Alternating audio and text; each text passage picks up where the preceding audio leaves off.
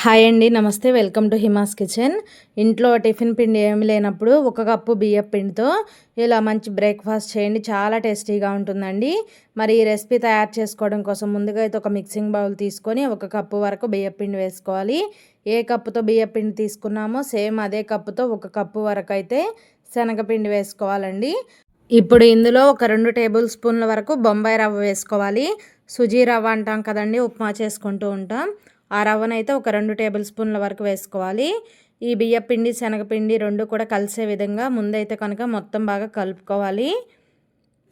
చూడండి, ఈ విధంగా బియ్యపిండి శనగపిండి కలిసిన తర్వాత ఇందులో ఒక హాఫ్ స్పూన్ వరకు సాల్ట్ వేసుకోవాలి. అలాగే ఒక హాఫ్ స్పూన్ వరకు కారం వేసుకోండి. అలాగే ఒక పావు స్పూన్ వరకు పసుపు, అలాగే ఒక అర స్పూన్ వరకు జీలకర్ర వేసుకోండి. అలాగే ఒక 2-3 పచ్చిమిర్చిని ఇలా చిన్న చిన్న ముక్కలుగా కట్ చేసి వేసుకోవాలి.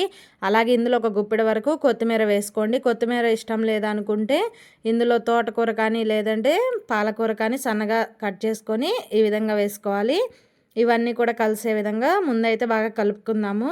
ఈ ఉప్పు కారం అంతా కూడా పిండిలో కలిసే విధంగా బాగా కలుపుకోవాలి. ఈలోపైతే మీకు చిన్న రిక్వెస్ట్ అండి, ఫస్ట్ టైం మన ఛానల్ని చూస్తున్నారా, ప్లీజ్ సబ్స్క్రైబ్ చేసుకోండి. అలాగే వీడియో నచ్చితే కనుక ఒక చిన్న లైక్ చేయడం అస్సలు మర్చిపోవద్దు. చూడండి, ఇక్కడ పిండ్లన్నీ కూడా బాగా కలిసిన తర్వాత ఇందులో కొద్దిగా వాటర్ పోసుకుంటూ పిండిని అయితే కలుపుకోవాలి. పిండిలో ఎక్కడా కూడా ఉండలనేవి లేకుండా బాగా కలుపుకోవాలండి. ఒకవేళ మీకు గెరటితో కలుపుకోవడం కొంచెం ఇబ్బందిగా ఉందనుకుంటే విస్కర్ తీసుకొని అయితే ఎక్కడా కూడా ఉండలనేవి లేకుండా కలుపుకోవాలి. వాటర్ కొంచెం ఎక్కువే పడతాయండి, చూసుకొని కొద్దిగా పోసుకుంటూ కలుపుకోవాలి. నాకైతే కనుక పెద్ద గ్లాస్తో 1.5 గ్లాస్ వరకు నీళ్ళు అయితే పట్టినాయండి. ఈ విధంగా నీళ్ళను పోసుకుంటూ మనకి పిండి అనేది కొంచెం జారుడుగా ఉండేలాగా అయితే చూసుకుంటూ కలుపుకోవాలి. ఎక్కడా కూడా మనకి పిండిలో ఉండలు అనేవి ఉండకూడదండి. అలా ఉండలేం లేకుండా చక్కగా ఇలా అయితే బాగా కలుపుకోవాలి. ఇలా కొంచెం పిండి అనేది మనకి ఈ విధంగా జారుడుగా ఉండాలి. ఇలా కలుపుకున్న తర్వాత ఒకసారి ఉప్పు అన్నీ కూడా సరిపోయినాయో లేదో చెక్ చేసుకోండి. నాకైతే కొంచెం ఉప్పు తగ్గిందండి. మరొక పావు స్పూన్ వరకు ఉప్పు వేసుకొని ఒకసారి కలుపుకొని మూత పెట్టి ఒక 15 నిమిషాలు అయితే పక్కన పెట్టుకుందాము. 15 నిమిషాల తర్వాత మూత తీసి చూపిస్తున్నా చూడండి. మనకి పిండి బ్యాటర్ అనేది ఈ విధంగా ఉండాలి.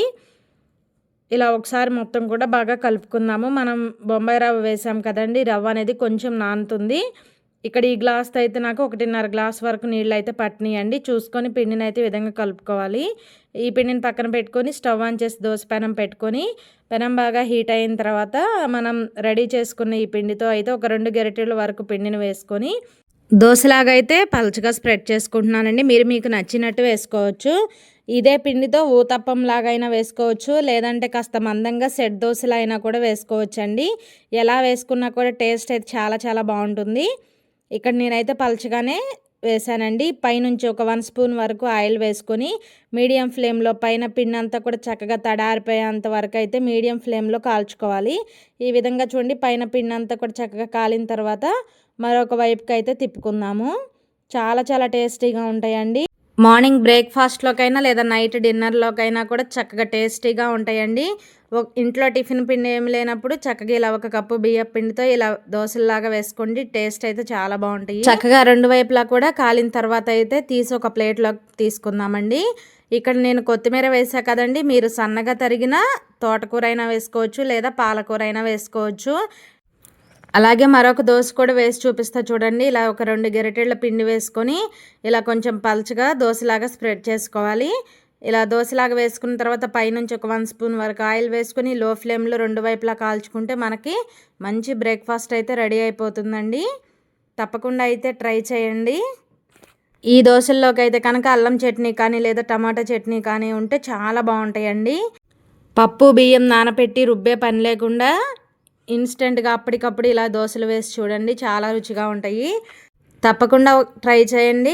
అలాగే మన ఛానల్లో మరెన్నో మంచి రెసిపీస్ ఉన్నాయండి. వీలైతే వాటిని కూడా ఒకసారి చెక్ చేయడానికి ట్రై చేయండి. అలాగే మరెన్నో ఇంట్రెస్టింగ్ వీడియోస్ కోసం మన హిమాస్ కిచెన్ ఛానల్ని అయితే ప్లీజ్ అండి వెంటనే సబ్స్క్రైబ్ చేసుకోండి. Thanks for watching video.